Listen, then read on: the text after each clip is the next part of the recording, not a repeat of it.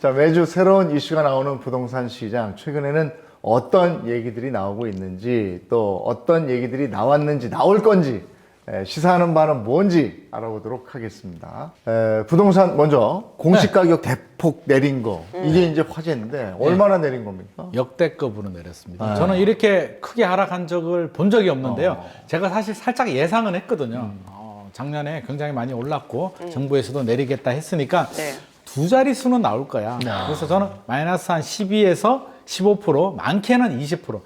설마 20%까지는 아니겠지 했는데 뚜껑을 열어보니까 마이너스 18.6%가 나왔어요. 와. 18.61%가 얼마나 많이 내렸냐면 우리 2005년부터 공동주택 공시가격 제도가 도입이 됐거든요. 네. 자, 두 번 내렸습니다. 딱 인하된 게 두 번이 있는데요. 2009년, 2013년 두 번 내렸는데 2009년 있었죠. 글로벌 금융위기 있죠. 그때가 4.6% 내렸고요. 2013년 빚내서 집 사라. 집값 많이 떨어졌잖아요. 그때 마이너스 4.1%. 아, 그랬어요? 그런 근데 지금 시절에도 18%요? 그러니까 그때가 마이너스 4%인데요. 지금 18%면 어마어마한 이거는 거네. 그러네. 해도 너무하게 많이 내렸다. 역대급이다. 앞으로 저는 이렇게 내리는 건 한 20년 내에 안 나올 것 같습니다. 와. 그럼 지역별로는 어디가 제일 많이 내렸어요? 지역별로 보면은요, 자, 서울이 마이너스 17.3%. 생각보다 전국 그러네. 평균보다 덜 내렸어요. 그럼 그 얘기는 서울 집값이 많이 떨어지진 않았다. 않았다. 그렇게 예상할 수가 있고요. 네. 경기도가 좀 많이 떨어졌어요. 마이너스 22% 정도. 인천이 마이너스 24%. 우리 미분양의 무덤이라고 하는 대구가 마이너스 22%. 와. 근데 전국 1위는 대구가 아닙니다. 아, 그래요? 인천도 아니에요. 어디예요, 그럼? 바로 세종시입니다. 오, 세종이 세종시가 그래요? 마이너스 30%. 근데 세종이 오르기도 많이 올랐어요. 맞아. 워낙 많이 올랐으니까요. 또 많이 떨어졌고요. 마이너스 30%가 나왔다는 얘기는 많이 떨어졌다는 얘기죠. 그리고 세종 입장에서는 사실 좀 억울할 수는 있어요.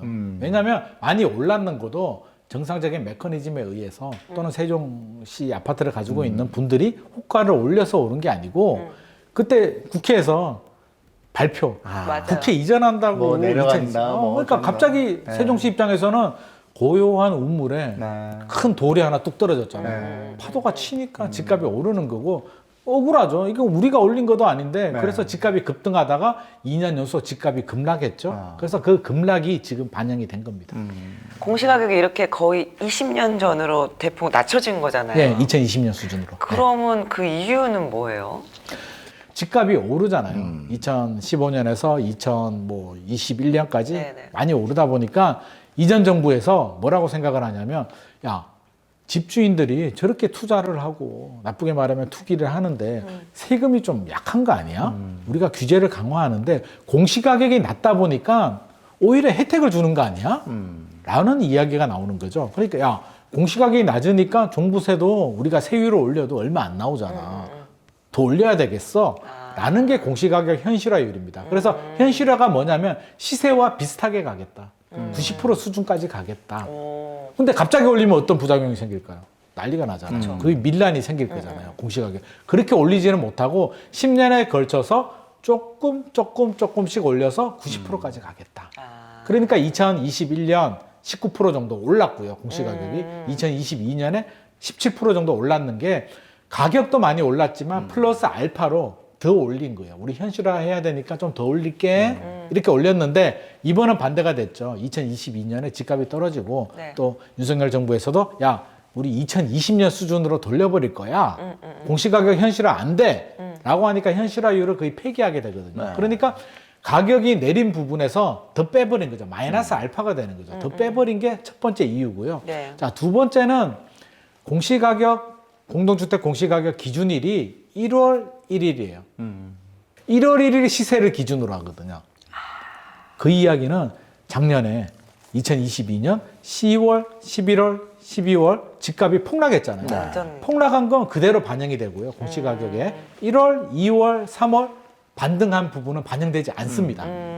그러니까 가장 낮은 금액이 공시가격에 그대로 반영이 됐다. 현실화율까지 폐기를 하면서 사상 최고 마이너스 18.6%가 나온 겁니다. 좋아. 그럼 공시가격이 낮아지면 우리가 체감하는 건 집이 있는 사람들은 재산세하고 종부세 같은 보유세가 낮아지는 거죠? 네네. 네. 당연히 낮아지고요. 그 외에도 우리가 자꾸 재산세, 종부세만 생각을 하는데 생각보다 미치는 영향이 엄청나게 많습니다. 건강보험료. 중요하죠. 건강보험료도 이게 부동산에 연동이 되거든요. 네, 그래서 네. 건강보험료도 낮아지는데 월 3.4% 정도 낮아질 것으로 네. 지금 시뮬레이션 결과가 나오고 있고요. 우리가 부동산 등기를 할 때 국민주택 채권을 매입을 하는데 그것도 여기에 연동이 됩니다. 공시가격에 연동이 되니까 정부 예상으로는 1년에 1,000억 원 정도 줄어들 수도 있겠다. 아이고. 그 외에도 우리 대학생들 굉장히 민감한데 국가장학금. 네. 국가장학금도 부모님이 집을 가지고 있는데 공시가격에 따라서 이게 나오거든요. 아, 그렇게 돼요. 그래서 제가 우리 애한테 야 너도 국가장학금 그것 좀 신청해봐 그러니까 해도 안 되더라고. 그게 바로 공시가격 때문에 안 되는 그렇군요. 거예요. 맞아. 그래서 국가장학금도 영향을 주게 되고요. 기초생활 수급자들도 네, 네. 기준이 되기 때문에 굉장히 중요하죠. 그래서 이게 내려가게 되면 많은 분들이 혜택을 받을 수가 있는데 네. 이게 또 부작용이 있어요. 혜택을 보는 게 아니고 부작용이 뭐냐면 전세 보증보험을 가입할 때는 또 영향을 받아요. 그렇겠다. 공시가격 기준에서 되는데 아파트는 괜찮아요. 크게 문제가 되지는 않는데 최근에 빌라 사기 사건 많이 생겼죠. 그렇죠, 많았죠. 그러니까 공시가격의 150%까지 한도액을 해줬거든요. 왜? 보증보험을 가입해야 되니까 우리 서민들, 힘든 사람들 도와줘야 되니까 해줬으니까 사기꾼들이 그걸 이용하는 거예요. 맞아요. 맞아. 공시가격이 150%까지 되니까 전세금을 왕창 올려가지고 그 가격 수준으로 맞춰버리는 거예요. 야, 이거 문제가 많네? 사기꾼들한테 우리가 도와주는 거 아니야? 라고 해서 100%를 낮춰버립니다. 그러니까 어떻게 돼요? 공시가격이 내려가게 되면 전세 보증보험 한도가 줄어드는 거예요. 그렇죠. 우리 서민들은 전세 보증보험을 가입을 해야 내 전세금을 지킬 수가 있는데 한도액이 줄어드니까 전세에 또 원하는 전세에 못 들어가는 이런 부작용이 생기고 있어서 네. 이런 부분에 대해서는 정부도 좀 또 세심한 또 추가 고려가 좀 필요할 것 같습니다. 우리가 알만한 아파트를 가지고 보유세 이거 한번 판단을 해볼까요? 네네. 제가 이게 일반적으로 이제 정부가 발표한 자료를 보면 네. 1세대 1주택자들은 마이너스 30% 정도 줄어들 수 있다라고 하는데 그냥 이렇게 줄어들면 느낌이 안 오니까 아파트 예를 들어서 제가 네. 서울 아파트 마포에 보면 마포 레미안 푸르지오라는 예, 아파트가 예. 있습니다. 단지 마레프라고 크죠. 하는데 크죠. 엄청나게 4,000세대가 넘는 아파트인데 자 전용 84 같은 경우에 자 세금이 얼마 줄어드냐면 작년에 412만 원 정도 보유세, 그러니까 재산세와 종부세를 합쳐서 냈는데 올해는 252만 원, 마이너스 38.7% 정도 줄어들고요. 강남에 돈이 좀 있어. 아크로 리버파크 전용 84를 가지고 있다 하면 작년이 1,447만 원 정도. 예. 네. 많이 냈죠. 예. 집 하나 가지고 있으면 1,400만 원을 냈는데 올해는 1,078만 원 정도로 마이너스 30% 정도 줄어드는데 우리가 1주택만 있는 건 아니잖아요. 네, 2주택. 2주택이 있을 수도 있고 어쩌다 보니까 3주택이 될 수도 있는데 자 마레프 하나 가지고 있고요. 어쩌다가 강남의 대표 재건축 아파트 음마 아파트 네네. 가지고 있다. 이렇게만 얘기하니까 어떤 분은 부럽다 뭐 이런. 아, 그렇겠죠. 그렇죠? 음마와 마레프를 가지고 있다. 사실 좀 부럽긴 하죠. 네. 부러운데 자 종부세, 보유세, 세금 내는 거 보면 안 부러울 수도 있습니다. 네. 작년에 얼마 냈냐면 네. 5,358만 원 냈어요. 아우, 세게 냈네. 세게 냈죠. 이게 매년 내야 됩니다. 예. 와. 근데 올해는 얼마로 줄어드느냐? 1,526만 원. 엄청 많이 줄었네요. 줄어드네요. 엄청 줄죠. 마이너스 71.5%로 와. 왕창 줄고요. 2주택자가 더 이득을 보네. 1주택자들보다 다주택자들의 네. 혜택이 더 많습니다. 와. 왜냐하면 다주택자들은 공시가격뿐만 아니라 세율도 중과세가 됐잖아요. 맞아. 그리고 공제 금액도 작고. 네. 그러니까 이렇고 만약에 3주택을 가지고 있다. 마레프도 가지고 있고요. 음마도 가지고 있고요. 네. 강동구에 뭐 레미안 힐스테이트 아파트를 가지고 있다라고 하면 자, 3주택이면 또 부러울 수도 있는데 세금이 8,691만 원. 와. 저는 이걸 낼 수 1년에 있는 저만큼을 내. 부담스럽다. 이걸 어떻게 내지? 그러니까요. 그러니까 엄청난 자산가 아니면 현실적으로 불가능한 네. 저게 경우잖아요. 달로 치면은 700만 원 이상. 그러니까 이게 대기업이 임원 또 이 정도 되면 힘들지 않을까 그렇죠. 하는 네. 생각이 드는데 이게 2,700만 원으로 줄어들어요. 와. 마이너스 68.9% 줄어드니까 네. 일단 다주택자들은 상당히 많이 줄어든다. 야. 버틸만 하다. 근데 저걸 못 버티고 지난 정권 때 많이 그거 파셨죠. 팔았잖아요. 예. 뭐 거의 한 1억 가까이 냈는데 저걸 누가 견디겠어요. 맞아. 그런 분들 많았죠. 그 지금 얼마나 땅을 치고 배가 아프겠어요. 이 뉴스 보면 아마 잠 못 주무실 거예요. 아니, 그 정책이 일관성이 있어야지 저렇게 정권이 바뀔 때마다 이게 뭐라 그래? 시소 탄다고 그러나? 그러니까 이러면 이게- 뭐 국민은 어떡하라는 얘기. 이게 부작용인 거죠. 정책의 부작용인데 자 정부 말 듣지 않고 정부는 팔아라고 했잖아요. 네. 네. 팔아라고 해서 판 사람들은 지금 땅을 치죠. 땅을 칠 수 있죠. 아, 네. 세금 부담이 이렇게 줄어드는데 네. 내가 더 버틸 걸 그러니까. 하는 생각이 들 수도 있고요. 네. 반대로 버틴 사람들은 봐, 내 말 맞잖아. 그러니까. 버티면 다 바뀐다니까? 정권 바뀌면 바뀌어. 라는 공식이 또 한 번 더 확인이 되니까 그럼 어떻게 정부 말을 믿지 마요? 이제 듣지 정부 마. 정책의 신뢰가 떨어지는 거죠. 아, 그러면 그러니까. 다음에 또 집값이 오를 때 또 규제를 해야 되잖아요. 그쵸. 규제를 할 때 과연 야 다음에 또 바뀔 텐데 그러니까. 나 또 버틸 수 있잖아. 네. 라는 논리가 적용이 되기 때문에 저는 이건 바람직하지는 않습니다. 네. 그래서 너무 갑자기 많이 뭐 오르고 폭등하는 것도 바람직하지 않고요. 이렇게 공시 가격도 이렇게 확 올리고 확 내리고 이렇게 롤러코스터 타는 건 정말 바람직하지는 않다. 그래서 저는 이런 롤러코스터는 이번이 마지막이었으면 좋겠습니다. 네. 제발 예측 가능하게 맞아요. 적정하게 아니 국민이 가야지. 계획을 세울 수가 없잖아요. 그렇죠. 이렇게 계획을 세워야 되고요. 또 부담할 수 있는 수준. 네. 아니 아무리 뭐 2주택, 3주택이어도 5천만 원, 8천만 원은 사실 낼 수 없는 세금이거든요. 맞아요. 그러니까 살 때 취득세 내고 팔 때 양도세를 낸단 말이에요. 그렇기 때문에 저는 이게 중요하다고 봐요. 밸런스인데 보유세와 이게 우리나라는 자 취득세와 양도세를 거래세라고 하고요. 네. 재산세와 종합부동산세를 보유세라고 하는데 국가별로 유럽은 보유세가 높고요. 거래세가 좀 낮아요. 우리나라는 거래세가 높고 취득세와 양도세가 높고 원래 보유세가 낮았는데 집값 잡겠다고 보유세는 올렸잖아요. 지금 다 높아요. 취득세도 높고 보유세도 높고 맞아. 양도세도 높고 이게 형평성에 안 맞으니까 어떤 현상이 발생하냐면 버티기. 세금 부담 때문에 그래서 이전 정부에서도 집주인들의 매물을 내놔야 되는데 양도세에 맡겨서 못 파는 거거든요. 공급이 안 나오니까 오히려 집값이 더 올라버려요.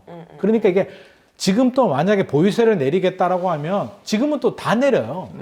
거래세도 내리고 보유세도 내리고 집값 올릴 때는 다 올리고 극단적이잖아요. 그러니까 주택시장이 좀 안정화되면 정해야죠. 우리는 보유세를 올릴 것인지 거래세를 올릴 것인지 범위를 정한 다음에 앞으로는 일관성 있게 좀 쭉 추진이 되면 좋을 것 같습니다. 그래서 지난번에 세금으로 저렇게 막 규제할 때는 네. 진짜 있는 사람들은 오히려 더 견딜 수 있으니까 맞아. 더 이익을 본 거고 학습 효과도 있죠. 어느 정도 한 중간 정도 되는데 내가 집이 두 채고 이랬던 사람들은 팔아야죠. 그걸 감당이 안 되니까 파는 거예요. 그래, 특히 맞아요. 은퇴하고 이게 뭐냐고. 소득이 없는 분들은 눈물 짓고 내가 팔 생각이 그러니까요. 없었는데 팔고요. 맞아. 심지어는 집 하나 있는데 네. 그 500만 원, 1000만 원을 낼 수가 없으니까 하나 있는 집을 파신 분들도 굉장히 그러니까. 많거든요. 그래서 그분들은 굉장히 좀 억울하죠. 그게 뭐냐고요. 그러니까요. 네. 어쨌든 이렇게 공시 가격이 낮아지면 네. 그러면 집을 사도 된다는 사인입니까? 어떻게 해야 됩니까?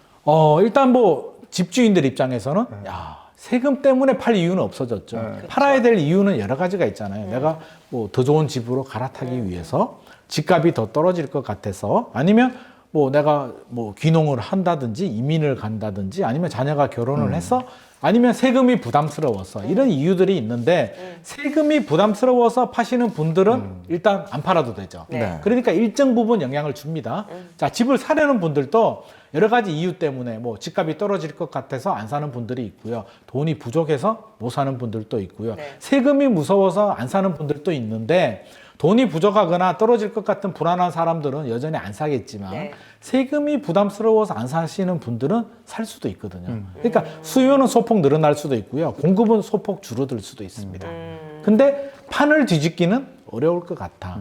그 얘기는 뭐냐면 금리는 여전히 고금리에 더 추가로 올라갈 가능성도 있고요. 언제 내려간다는 보장도 없고 집값도 폭락했다가 조금 반등을 했거든요. 네. 지금 좀 더 반등을 하게 되면 많이 올랐는데 그거 떨어지고 마는 거야. 여전히 비싸. 라는 목소리도 있고요. 가장 문제는 경제. 지금 미국의 실리콘밸리 뱅크도 파산을 하고 어디로 불똥이 튈지도 모르겠고 지금 이제 저는 시작이라고 보거든요. 지금 PF 대출도 늘어나고 있고요. 여러 가지 문제들이 있기 때문에 네. 이 경제 불확실성 이런 걸 고려한다면 판을 뒤집기는 어려울 거다. 다시 대세 상승 가기는 어려울 것 같고요. 당분간 이제 랠리가 저는 조금 더 오래 갈 것 같습니다. 이제 끝났어요. 그러니까 1차 하락은 끝났습니다. 그래서 작년 10월, 11월, 12월 내려가는 거 그런 거 지금 당장 기대하면 안 되고요. 지금 반등을 하고 좀 올랐다 내렸다 올랐다 내렸다가 한 2, 3년 정도 지속이 될 가능성이 있기 때문에 좀 차분하게 기다려 볼 필요는 있을 것 같습니다.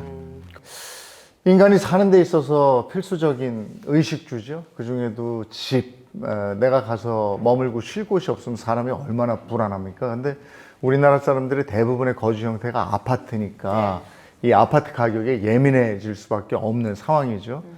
자고 일어나면 몇 천만 원 매덕 수억씩 뛰던 그런 시절이 얼마 전이었습니다. 근데 요즘엔 그와 또 정반대고 경제 상황, 경기가 또 그때하고는 또 급변하고 있습니다. 그래서 항상 이런 정보에 예의 주시하셔야 될 때죠. 그래서 저희도 되도록이면 이렇게 재테크 얘기할 때 네. 부동산 관련해서 얘기를 많이 나누고 있습니다. 충실하게 정보 드릴 테니까요. 계속 집중해 주십시오. 네, 셀코TV 탐나는 재테크 김인만 부동산 연구소 대표님과 얘기 나누고 있습니다. 최근에 삼성전자가 반도체 단지로 300억 아니고 뭐 삼성전자에 투자하는데 300억 투자하겠습니까? 그렇죠. 300조 투자를 하기로 하면서 그 화제가 된 지역이 있어요. 대표님 거기가 어디죠?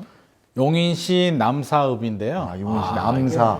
진작 알았으면 땅이라도 좀 사러 갔을 텐데 그 뉴스를 보고 제가 삼성하고 좀 친하게 지낼 걸 이렇게 그렇죠. 후회를 했는데 와. 이게 지도를 보면은요 어디냐면 동탄 이신도시 있잖아요. 동탄 이신도시의 동쪽으로 가시면 됩니다. 예. 동쪽으로 가면 거기 굉장히 시골이에요. 뭐 네. 이동 저수지도 있고 완전 시골인데 거기에 왜 또 딱 치세요? 아니 용인이랑 가까워가지고. 그 저수지에 낚시하러 가셨던 거 아니에요? 아니. 놀러만 갔지 투자를 못했네. 그러니까. 제가 몇 년 전에도 갔었거든요. 아니, 작년인가 재작년에도 우와. 한번 가서 제가 다른 걸 조사하면서 그걸 몰랐네. 예. 땅을 샀어야 되는데. 그래서 이 뉴스를 보고 제가 무릎을 치면서 너무 후회한 적이 있는데 300조 투자면 엄청난 어마어마하죠. 이 지역 자체가 지금 덜썩덜썩되고 있습니다. 용인이라서 제가 용인 살던 적이 있어가지고 네. 되게 반가운데요. 네. 이게 용인이라도 사실은 기존에는 이게 용인으로 인정을 잘 못 받았거든요. 워낙 행정구역만 용인이고요. 너무 시골이었는데 이제 천지개벽하게 생겼으니까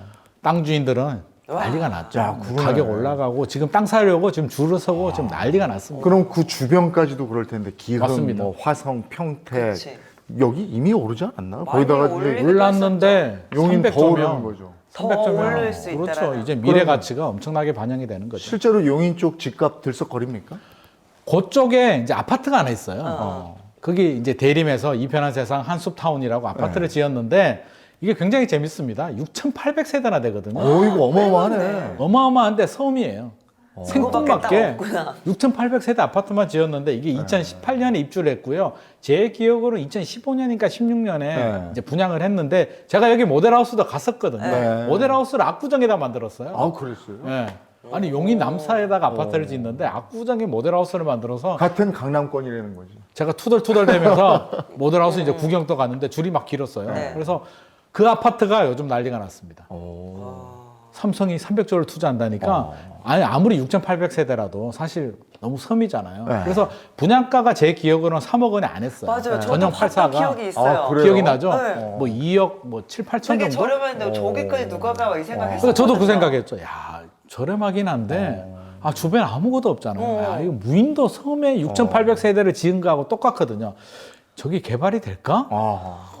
대림은 알고 있었을까요? 몰랐어. 그렇지 않으면 그 섬 같은 데다가 6천 몇백 세대를 줬어. 근데 알고 있었으면 아파트 안 짓고 가지고 가는 게. 그래서 아무튼 6,800세대를 분양을 했는데 고생을 좀 했죠. 하다가 부동산 시장이 올라가면서 오르긴 했습니다. 2021년인가요? 5억 5천까지 오르긴 했어요. 올랐다가 다시 또 내리죠. 네. 그래서 3억 중반까지 또 내립니다. 내리다가 최근에 삼성이 300조 발표 딱 하니까 1억이 올라버렸어요. 지금 분위기에. 역시 그 삼성은 그 부동산 시장에도 영향을 미치고 얼마 전에 우리가 못 산 레인보우 로보틱스. 야 이게 양쪽으로. 그러면 이쪽에 투자하려고 하는 분들은 어떤 스탠스를 취하는 게 좋을까요? 저는 잘 생각해야 될 것 같아요. 자, 토지하고 주택, 아파트는 전혀 다른 시장이에요. 자, 토지는 선행지표이기 때문에 네. 장기 투자잖아요. 이게 자, 삼성 반도체 300조 클러스터 개발한다. 얼마나 걸릴 것 같아요? 글쎄. 그래도 아니 그 300조 꽤 걸리지 않겠습니까? 그렇죠. 그게? 기간이. 우리 하이닉스 생각해 보면 되잖아요. 하이닉스가 용인에 뭐 개발하겠다고 했는데 지금 또 삽을 못 뜨고 있거든요. 하이닉스가 몇 년 전인데. 그렇죠? 아니 하이닉스도 보니까 하이닉스 말씀 청주에 전에 한번 가봤더니 네네. 와, 천지개벽이에요. 맞아요. 근데 보니까 하이닉스 들어오면서 그렇게 됐다고 그러더라고요. 맞아요. 들어오기만 하면 경기도 인천시도 하이닉스가 먹여 살리거든요. 그렇더라고요. 그러니까 들어오기만 하면 먹여 살리는 거 맞아요. 네. 개발 호재 맞는데 자 들어와야 되거든요. 그쵸. 언제 들어오냐는 거죠. 그러면 저 아파트 재건축되는 거예요? 그렇게 될 수 있어요. 아 진짜 재건축까지는 모르겠지만 제가 볼 때는 10년 내에 굉장히 어려울 것 같고요. 한 20년 정도 보고 있거든요. 네. 제가 어떤 기자분하고도 이제 이야기하고 통화를 네, 해봤는데 한 20년 보더라고요. 네. 그래서 10년에서 20년이 걸리는데 말씀하신 것처럼 2018년에 입주한 아파트인데 20년이 걸리면 그러네. 25년이 된단 그렇죠, 말이에요. 그러면 자 아파트 투자 토지는 할 수 있어요. 네. 10년? 보통 토지는 기본 10년이고요. 20년 장기 투자는 네. 기본이기 때문에 네. 토지는 저는 할만하다고 봐요. 물론 지금 매물이 없겠지만 호가도 많이 올랐는데 자 아파트는 이 분위기에 들어갑니다. 미래 가치를 보고 자 10년 동안 무슨 일이 있을 줄 알고요. 아이, 그럼. 지금 부동산 시장이 막 너무 올라갈 많이 때도 아니고 맞아. 지금 랠리를 하면서 2차 하락이 있을 수도 있고요. 네. 뭐 경제 상황이라든지 은행이라든지 어떻게 될지 모르는 상황에서 10년, 20년 후에 아파트를 미래 가치를 보고 투자한다? 저는 그거는 좀 아니라고 보거든요. 그래서 토지 투자는 맞지만 아파트 투자는 너무 성급하다. 네. 물론 호재는 있겠지만 조금 차분하게. 물론 아파트를 가지고 계시는 분들은 미래 가치 개발 호재가 생겼으니까 앞으로 써먹을 수 있는 그런 재료가 있잖아요. 하지만 투자는 지금 이 분위기에 덜썩덜썩 해가지고 금방 될 것처럼 우리 뭐 일기 신도시 재건축 특별법 막 처음에는 막 덜썩덜썩 되다가 이제 다들 눈치를 챘잖아요. 아, 이거 10년 안에 안 될 것 같아. 우리가 흥분할 문제가 아니야. 지금 그런 분위기란 말이에요. 여기도 이런 분위기에 흥분해가지고 좀 오버 베팅을 하게 되면 저는 물리는 결과가 나오지 않을까. 앞으로 충분히 시간을 보고 들어가도 기다렸다가 부동산이란 건 여러 가지 아파트도 여러 가지 변수들이 굉장히 많잖아요. 네. 금리라든지 금리가 좀 내려가고 주택 시장이 바닥 한번 더 찍고 그럴 때 들어가도 저는 늦지 않다. 네. 그래서 너무 성급하게 들어가는 거는 저는 좀 말리고 싶은 그렇군요. 그런 상황입니다. 삼성 효과라고 하잖아요. 네, 네. 저희가 지금 얘기하고 있는데 네네. 평택, 용인, 뭐 동탄, 수원 등등등 막 있는데 근데 이렇게 유독 송도에는 이렇게 힘을 못 쓴다고 얘기가 돌던데. 송도요? 네. 송도에 힘을 못 쓰는 건 뭐 송도도 굉장히 좋죠. 네. 좋은데 사실 이런 우리 평택도 그렇고 대형 제대로 된 산업시설이 딱 들어와야 되는데 송도도 많이 들어오긴 했어요. 근데 이렇게 대형 산업시설들이 좀 부족하고 송도 같은 경우는 공급이 너무 많아. 제가 볼 때는 2006년도부터 시작을 했거든요. 2006년부터 송도 개발을 하는데 그게 매립이잖아요.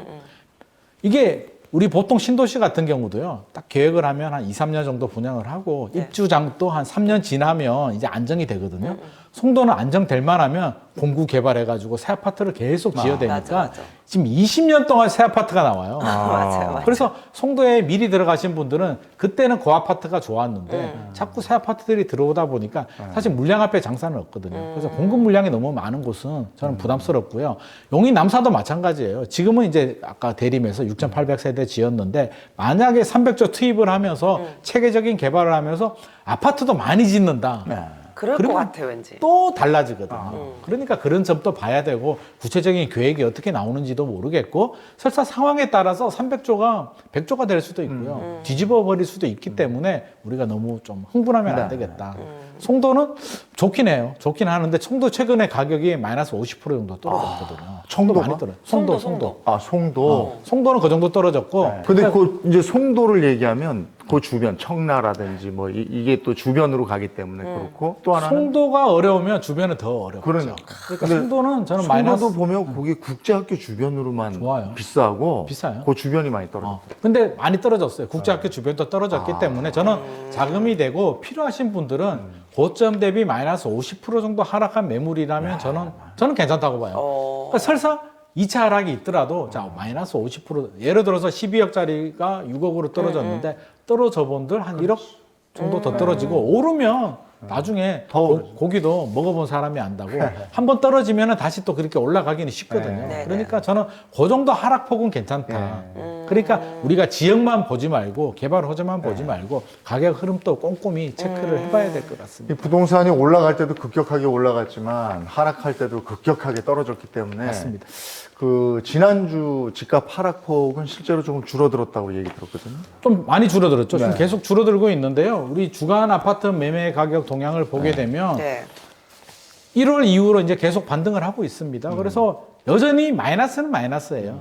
한국 부동산원 통계를 보면 전국이 지금 마이너스 0.2%, 지난주가 마이너스 0.26이니까 뭐 전세는 마이너스 0.36, 전체적으로 하락 거래는 맞아요. 마이너스인데 네. 눈여겨봐야 될 게 이번에 서초구 강동구가 0%가 나왔어요. 드디어. 그냥 그대로네. 주춤하네요. 그대로지만 주춤한 게 아니라 마이너스 뭐 0.5, 0.7이 나오다가 갑자기. 0이 되니까 이게 뭐 해석의 차이가 반등을 했을 수도 있고 이걸 저는 뭐 반등이라고 보는데 어떤 분들은 야 0%가 무슨 반등이야 이렇게 얘기하면 반등이 아닐 수도 있는데 네. 이게 0이 나왔다는 거는 굉장히 의미가 있죠. 계속 마이너스였다가 성적이 50점 나오다가 80점 나오면 잘한 거잖아요. 아유, 잘한 거죠. 그러니까 이게 0이 나왔다는 건 굉장히 좀 상징성이 있다. 이제 상당히 많이 회복이 되고 있다. 물론 그렇다고 해서 다시 뭐 전고점을 뚫고 막 사자는 아니지만 공포 패닉은 일단 지나갔다라고 보여집니다. 그럼 그 정도 선으로 이해하면 되겠습니까? 당분간은 조금씩 더 회복을 할 것 같아요. 그래서 저는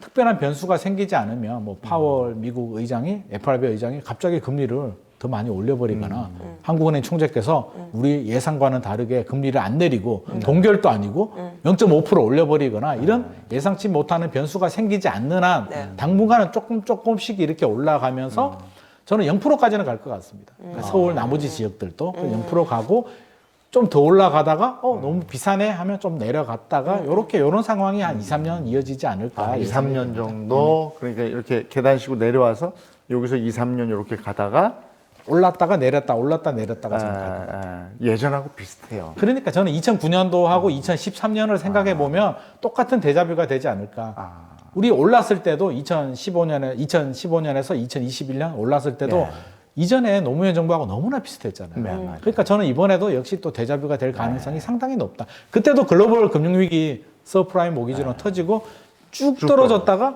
쭉 올랐다가 이렇게 등락을 하다가 한 번 더 이렇게 됐거든요. 맞아요. W자로 갔는데 저는 이번에도 V자도 아니고 L자도 아니고 W자 예상합니다. 그걸 잘 흐름을 타야 내가 부를 좀 이룰 수가 있는 그런 상황인데 지금은 아직 좀 간다. 그렇다고 해서 너무 불안해할 필요도 없고요. 네. 시간이 다 해결해 줄 문제이기 때문에 저는 이때가 굉장히 좋은 기회가 아닐까. 우리 집값 막 올라갈 때는 정신이 하나도 없잖아요. 그렇죠. 아니, 집을 사야 되는데 막 올라가. 맞아. 언제 공부하고 언제 준비해서 하냐고요. 급한 마음에 무리하게 대출 받아서 막 연끌하고 했잖아요. 네. 지금 그럴 분위기 전혀 아니다. 네. 차분하게 준비하면서 자기 페이스대로 물론 필요하신 분들은 고점 대비 30% 이하 이상 빠진 물건들 찾으면 되고요. 당장 필요 없고 자금이 부족하신 분들은 충분히 자금 준비해서 들어가도 늦지 않다라는 말씀 드리고 싶습니다. 근데 누가 그 얘기를 하더라고요. 이게 방송이나 뉴스나 유튜브에서 계속 부동산 얘기가 나오니까 네네. 지금은 바닥도 아니고 아니다. 이게 그렇죠. 아예 이런 얘기를 안 하는 어떤 시점이 온다. 그렇죠. 그럼 그때가 바닥이다. 그런 시점이 오죠. 그러면 제가 간단하게 팁을 좀 드리면 한 번은 와야 되거든요. 우리 2년 전 막 패닉 바잉 나올 때 막 난리 패닉이 나왔잖아요. 저는 내려갈 때도 패닉이 한 번은 와야 되거든요. 자, 패닉 바잉은 누가 패닉이 오죠? 매수자들, 사야 될 사람들이 패닉이 온다면 패닉 셀은 팔아야 될 사람들이 한 번은 와야 돼. 그래서 우리가 산이 높으면 고리가 있고요. 차면 기울잖아요. 한 번은 그때가 와야 되고 고를 때가 오면 어떤 현상이 발생하냐면 정부가 항상 정부 부동산 정책은 그렇잖아요. 집값이 너무 오르면 오버슈팅이 되면 규제를 하고 너무 많이 내리면 언더슈팅이 되면 규제를 풀잖아요. 자, 패닉이 왔어요. 그래서 막 집어 던져. 근데 매수자들은 똑같잖아요. 아니 이런 분위기에 내가 왜 사? 그럼 집값이 떨어지잖아요. PF 대출도 문제가 되겠죠. 여러 가지 문제가 되면 정부는 어떻게 할까요? 규제를 푸는데 지금 남은 규제를 한번 생각해 보세요. 토지거래가 남았죠. 강남 3구, 용산구 규제 지역들 남아있죠. 또 DSR 규제 남아있죠. 그래도 안 되면 뭐 우리 양도세. 5년간 양도세 면제 이런 거 나오는데 그게 하나씩 언제 풀릴지를 좀 눈여겨보시면 저는 타이밍 잡는데 굉장히 도움이 될 거다. 토지거래가 원래 4월에서 6월 사이에 서울이 풀어줘야 되는데 안 푼다고 합니다. 지금 안 풀 확률 95%. 와. 왜? 오세훈 서울시장이 이제 칼자루를 쥐고 있는데 야, 지금 집값이 폭락하는 것도 아니잖아. 최근 좀 반등하는데 굳이 내가 왜 풀어줘? 칼자루 가지고 있을래? 아마 내년이나 후내년 보고 풀 것 같거든요. 그게 풀리면 서울 집값 많이 떨어졌는데 라고 이해를 하면 되고요. 그다음 강남 3구, 용산구 풀렸다? 왜 풀어줬을까요? 떨어졌으니까. 그렇지. 그러니까 거기가 떨어졌다라는 시그널이에요. DSR 왜 풀어줄까? 가계부채가 문제가 되는데 오죽하면 풀어줬겠냐고. 5년간 양도세 면제 왜 줄까? 진짜 집주인들을 위해서 아니잖아요. 우리 금융이라든지 금융시장도 흔들리고 경제도 문제가 되니까 어쩔 수 없이 풀어주잖아요. 그걸 정부가 뭐 부동산 부자들 돈 벌게 해준다. 절대 그거 아니고요. 풀어줄 수밖에 없는 상황이니까 이런 규제들이 언제 풀리는지를 보면 저는 타이밍 잡는데 굉장한 도움이 될 것 타이밍을 같습니다. 잘 봐야 근데 이런 걸 이제 예전엔 몰랐다가 이제 알기 때문에 요 단계까지 안 가고 다시 갈 수도 있어요. 그럴 수도 그러니까 있죠. 항상 이런 방송이나 아니면 뭐 뉴스나 귀 기울이셔야 돼요. 맞습니다. 예, 개인적으로 알면 대표님 만나시면 돼요. 예, 부동산 시장의 호재, 상승기에는 이 호재를 찾는 분들도 상당히 많은데 지금은 호재에도 다들 조심조심 하죠. 그러면서 조심하고 다가서는 그런 분위기입니다. 당분간은 김인만 대표의 말처럼 좀 지켜보시는 게 좋을 듯 싶습니다. 네, 셀코TV 탐나는 재테크 김인만 부동산 연구소 대표와 함께하고 있습니다. 지난해 저도 이거 깜짝 놀랐는데요. 그러니까요. 주택담보대출 연체율이 무려 50%를 넘어섰다. 야, 이게 시사하는 바는 뭘까요? 이게 결국 부동산 시장하고 맞물리는 거죠. 우리 PF 대출이 뭐냐 이제 개념부터 좀 알고 있어야 되는데요. 네. 자, 건설사들이 자기 돈으로 짓지 않습니다.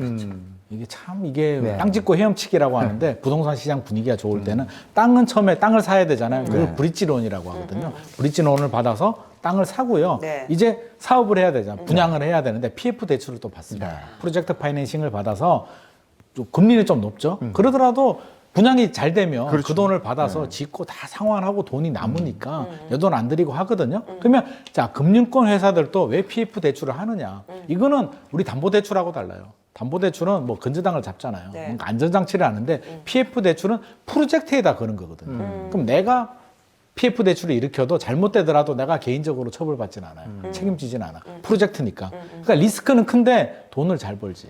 금리가 높으니까. 그러면 자 건설회사 입장에서는 우리나라가 무슨 미분양이 생겨. 최근 한 2015년에서 2021년만 하더라도 완판이잖아요. 분양만 하면 그냥 완판이야. 그냥 지방도 완판. 서울은 그냥 뭐 몇백 대 일 기본 나오니까 땅 짓고 헤엄치기 너무 좋은 거예요. 그냥 대출만 해주면 그냥 안전하게 보장도 되면서 돈 회수하고 금리 대출 이자도 많이 받고 너무 좋았는데 최근에 이제 문제가 생기기 시작하죠.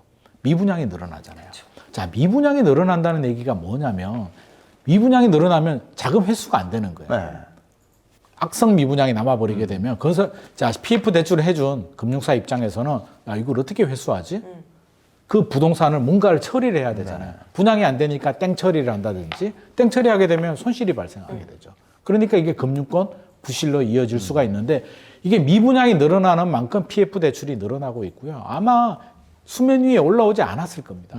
지금 건설회사들도 그렇고요. 금융회사들도 굉장히 노심초사하고 있고요. 이걸 해결하기 위해서 아마 수면 아래에서 그 오리처럼 완전히 발버둥을 치고 있습니다. 그래서 최근에 이런 매물들이 나오기 시작해요. 땡처리. 야, 우리 100억짜리인데 40억에 좀 가지고 가죠. 50억에 가지고 가죠. 이런 현상들이 생겨서 저는 이제 시작이다. 앞으로 버틸 때까지는 버텨보거든요. 막 자구 노력을 하는데 그게 해결이 안 되면 진짜 이게 뻥뻥뻥뻥 터질 수도 있어서 저는 이게 가장 뇌관이다. 진짜 그냥 집값 좀 떨어지고 이자 좀 못 내서 우리 뭐 국민들이 힘들고 집주인들이 힘들고 이런 문제보다도 정부가 지금 걱정하는 건 바로 이거예요. 경제, 금융권의 뇌관이 터지지 않을까. 그래서 미분양 시장도 개입을 하려고 하는 거예요. 이게 건설회사를 위해서 뭐 우리 부동산 시장을 살리기 위해서 정부가 미분양을 개입할까 말까 지금 막 고민하고 있는데 그게 아니고 이게 금융으로 불똥을 튀게 되면은요 건설회사 부도되면 뭐 하청업체들도 난리 나죠. 금융회사들이 부도가 나면 미국 보듯이 초강대국 미국도 은행 하나 파산이 되니까 난리가 나잖아요. 그러니까 우리는 미국보다 더 취약하단 말이에요. 만에 하나라도 그런 문제가 생기면 걷잡을 수가 없기 때문에 빨리 조치를 취해야 되는데 그게 지금 쉽지 않은 상황입니다. 근데 새마을금고 얘기 나오는 것도 새마을금고도 PF를 많이 했어요. 많이 했죠. 이게 뭐 국민은행, 신한은행, 우리은행은 PF 대출을 많이 하지 않아요. 주로 증권사들, 이금융권들, 저축은행, 맞아요. 새마을금고 이런 데서 많이 합니다. 왜? 돈을 벌어야 되니까. 그래서 이게 리스크를 감수하고 들어가는데 새마을금고가 최근에 문제가 생기는 게 이게 대구가 미분양의 무덤이잖아요. 아, 맞아요. 전국의 미분양을 한 25% 정도를 지금 대구에서 발생하고 있는데 대구 새마을금고에서 뭐 다인건설이라고 있어요. 오피스텔을 짓는데 새마을금고 10곳이 물렸어요. 10곳이 물리다 보니까 이게 문제가 되죠. PF 연체액만 PF가 연체액이 한 달 만에 500억. 한 달 만에. 네. 9천억 추가 연체 발생. 그러니까 이게 어떤 문제가 생기냐. 새마을금고 중앙회에서 야 위험해. 적립금, 적립충당금이라고 하거든요. 적립충당금을 올려야 돼. 라고 얘기를 나오니까 이제 뱅크런. 새마을금고에 돈을 넣어두신 분들이 야 새마을금고 문제 생긴 거 아니야? 돈을 빼기 시작했단 말이에요. 이게 무서워요. 돈 빼는 거. 그러니까요. 뱅크런. 그러니까 최근에 더 무서운 게 은행들도 긴장해야 돼요. 예전 같이 통장 가지고 도장 가지고 은행에 줄 서서 돈 찾을 때 같으면 은행 문 닫아버리면 돼요. 나 오늘 못 줘. 야 기다려봐. 워워 이러면 안 돼. 요즘 스마트 뱅킹 하잖아요. 맞아요. 바로 그러니까 미국도 실리콘밸리 미국도 뱅크가 결국에는 이게 스마트 뱅킹 때문에 망한 거거든요. 그냥 뱅킹으로 다 빼버려요. 예전에 줄 서서 문 닫으면 되는데 막을 방법이 없단 말이에요. 그리고 새마을금고 같은 경우는 이게 왜 위험하냐면 우리가 새마을금고하면 은행 아니야? 라고 생각하는데 이게 일반 은행이 아니에요. 우리 예금자 보호법에 따르면 네. 5천만 원까지 보장을 해주잖아요. 새마을금고는 예금자 보호법이 적용되지 않습니다. 아, 그런가요? 네. 많은 분들이 그냥 내가 예금 들면 다 보호되는 거 아니야? 예. 라고 하는데 예. 예금자 보호법에 적용이 되는 업종은 뭐 쉽게 말하면 은행, 증권사, 네. 보험사가 해당이 돼요. 어. 새마을금고는 아니에요. 새마을금고는 따로 있어요. 새마을금고법이 있어요. 그러니까 새마을금고 중앙회에서 자기들이 자체적으로 이렇게 보장해주는 상품이 있단 말이에요. 근데 이게 연쇄다발로 터져버리면 아무리 새마을금고 중앙회라도 돈이 부족할 수도 있잖아요. 그렇군요. 그래서 적립금을 야 올려야 돼, 더 늘려야 돼라고 하는 게 지금 불안하니까 야 우리가 돈 좀 더 가지고 있어야 될 것 같아. 뱅크런 생기면 돈을 줘야 되니까.라고 하니까 이제 문제가 되는. 야 진짜 위험한 거 아니야? 라고 소문이 나오기 시작하고 이게 적립금액을 올리게 되면 결국 그 돈이 또 어디로 갈까요? 또 이게 뭐 돈을 더 예금자 또 보험을 가입하고 또 해야 되니까 결국에는 또 금리가 올라갈 수도 있고 이게 문제가 빵빵빵빵 터지는 거죠. 그래서 지금 새마을금고 이야기 나오는 게 이런 문제예요. 그래서 이게 새마을금고만의 문제냐? 새마을금고만의 문제가 아니죠. 새마을금고가 이렇다는 얘기는 다른 증권사나 다른 보험사들도 다 물린 거죠. 근데 이렇게 얘기하니까 진짜 겁나는데 요즘에 이제 건설사를 보면 그 중소건설사들 뿐이 아니고 중견건설사가 그 폐업을 하고 이런 경우가 맞습니다. 있다. 뭐 9년 만에 가장 많다. 이런 얘기를 들었어요. 더 많아질 겁니다. 아이고 어떡해. 더 많아져요. 왜?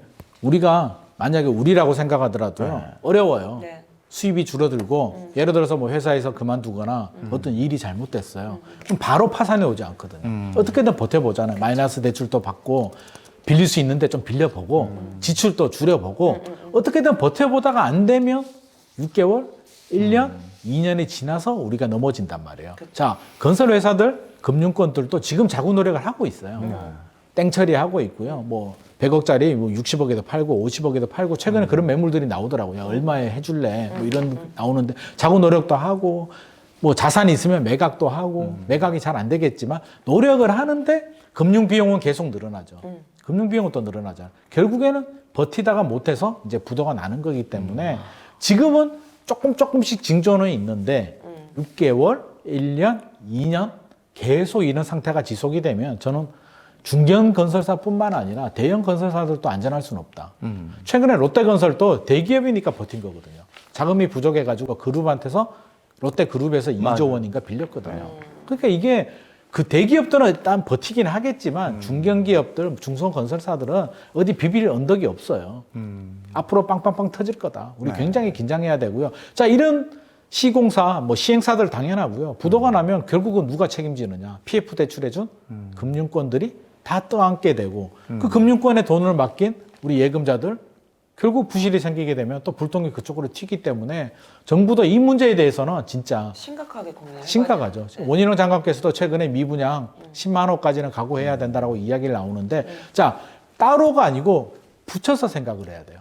우리가 미분양하면 뭐 미분양 많이 생기겠지. 뭐 건설회사들 어렵겠지. 부동산이 안 좋겠지가 아니라 미분양이 발생하면 금융권이 큰일 날 수 있겠구나. 흔들리는 거네요. 그쵸. 그 기준이 10만 호거든요. 10만 호. 근데 지금 최근에 원희룡 장관께서 10만 호 각오해야 된다고 했잖아요. 저는 그 뉴스를 보면서 가슴이 철렁 내려앉았는 게 왜냐면 자 1월 기준으로 전국 미분양이 7만 5천 호 정도 되거든요. 와. 근데 국토부는 알고 있을 거란 말이에요. 2월, 3월이. 10만 호 각오해야 된다는 얘기는 10만 호 가까이 온 거 아니야? 9만 호 넘은 거 아니야? 아직까지 발표는 안 나왔지만 그러니까 저런 말을 하는 거 아니야? 아 진짜 심각하구나. 10만 호 정도 되면 이제 국토부가 어떤 식으로든 개입을 해야 되거든요. 지금은 주저주저 하고 있는 것 같아요. 야 자구 노력이 먼저야. 그리고 제가 알기로는 국토부하고 이제 청와대하고 약간 생각이 좀 다르다는 이야기가 들려요. 청와대는 빨리 개입해라. 경제에 문제가 생기면 안 되니까. 야, 빨리 조치가 필요해. 국토부는 조금 더 기다려도 돼. 건설회사들 자구 노력이 우선이야. 잘못하면 모럴 해저드가 생길 수도 있으니까 네. 성급하게 또 이게 매입해주게 되면 그렇잖아요. 건설회사들이 맞아요. 자기 돈 벌려고 지었다가 미분양이 발생하는데 네. 그걸 도와주겠다고 또 우리 국민 세금으로 매입하게 되면 그것도 민간 건설사들 배불리는 결과가 아닐까. 네. 최근 서울의 수유에서도 그런 문제가 생겼거든요. 분양가를 대폭 낮춰서라도 그렇죠. 팔면 되잖아요. 그렇지. 분양가를 내리는 게 네, 우선이다. 내려야죠. 그래서 국토부 요구사항은 네. 분양가를 대폭 내려. 네. 자구 노력해. 네. 중도금대출 무이자하고 옵션 공짜로 하고 네. 분양가도 10%가 아니라 더 내려. 니들 손해봐도 되잖아. 니들은 그렇지. 물린 거잖아. 부도 위기니까 더 내려도 돼. 네. 그런 다음에 그걸 보고 우리가 지원을 결정하겠다라는 게 지금 국토부 아니 생각이에요. 옷값도 철질하면 그거 30% 뭐 할인하잖아요. 50% 할인하잖아요. 근데 지금 90%까지 할인하죠. 맞아요. 상황이 이렇게 되면 네. 건설사들도 해야 됩니다. 자기들도 자구 노력을 해야죠. 그렇죠. 지금 머리를 맞대고 건설사와 국토부가 머리를 맞대고요. 야, 우리 손해 많이 볼게. 마이너스 30% 정도 손해 볼 테니까 좀 도와줘. 네. 라고 하면 국토부에서 역세권에 진짜 좋은 미분양이 있을 수도 있잖아요. 네네. 그런 거는 우리 세금을 투입해서 매입을 하더라도 청년주택이나 신혼부부 주택으로 역세권에 좋은 집을 저렴하게 사면 좋으니까 그런 거는 매입해도 되는데 저는 할인도 별로 안 해주고 뭐 분양가 대비 10% 정도 할인을 가지고 우리 세금으로 이렇게 또 입지도 안 좋은 곳에 그럼 당연히 분양이 안 되죠. 그렇죠. 네. 그러니까 분양의 이유를 잘 살펴봐야 되는데 우리가 투자할 때도 마찬가지고 똑같은 기준이 적용되는데요. 부동산 시장이 안 좋아서 네. 위치는 좋아요. 역세권에 아파트도 괜찮아. 브랜드도 좋고 분양가도 비싸지도 않아. 근데 부동산 시장이 안 좋아서 금리가 안 좋아서 미분양이 나는 건 우리가 실수요자들 자금이 되시는 분들은 적극 도전해 보셔도 좋은데 그게 아니야. 위치가 섬이야. 물론 남사 같은 경우는 운이 좋아가지고 삼성이 발표를 하는 바람에 지금 뭐 물만한 고기가 됐지만 일반적으로 그런 곳에 삼성이 발표 안 했으면 10년, 20년, 30년이 지나도 제대로 개발이 되겠냐고요. 그런 미분양은 들어가면 안 되거든요. 그러니까 국토부도 그런 미분양은 신중하게 들어가야 되고 지원을 해준다면 매입은 신중하게 해야 되고요. 네. 지원을 해준다면 그런 거죠. 자구 노력을 30% 정도 하면 우리가 세제 혜택 그래요. 줄게. 취득세, 특히 지방, 지금 지방이 심각하니까 지방 미분양을 사면 할인을 많이 해주는 미분양을 사면 우리가 취득세 면제해 줄게. 5년간 양도세 면제해 줄게. 이 정도 혜택을 주는 건 저는 괜찮을 것 같습니다. 건설사들 그동안 건설 경기 좋을 때, 돈 많이 부동산 벌었잖아요. 경기 좋을 때 돈 많이 벌었잖아요. 그렇지. 맞아요. 그럼 지금 본인들도 희생을 해야지. 그 돈 다 어디 갔냐고. 글쎄 뭐. 그러니까 이럴 때 그 돈을 이렇게 좀 하면서 그럼. 할인 또 해주고 사실 뭐 사업을 하다 보면 좋을 때도 있고 안 좋을 때도 있으니까 안 좋으면 손실을 봐야 되잖아요. 그러니까 저는 할인 분양을 많이 해야 되는 게 맞다고 보여집니다. 네. 자, 미국 은행을 시작으로 번지게 된 금융위기의 불씨가 강 건너 불구경 같은 느낌이었는데 그게 아니었어요. 오늘 이야기 들어보니까 우리도 좀 불안한데 저희가 불안하게 얘기를 했다고 너무 떨지 마시고요. 또 우리가 항상 위기에서 극복해내는 힘은 세계 최고 아닙니까? 맞습니다. 그래서 이번에도 어렵더라도 우린 또 슬기롭게 극복을 해낼 겁니다.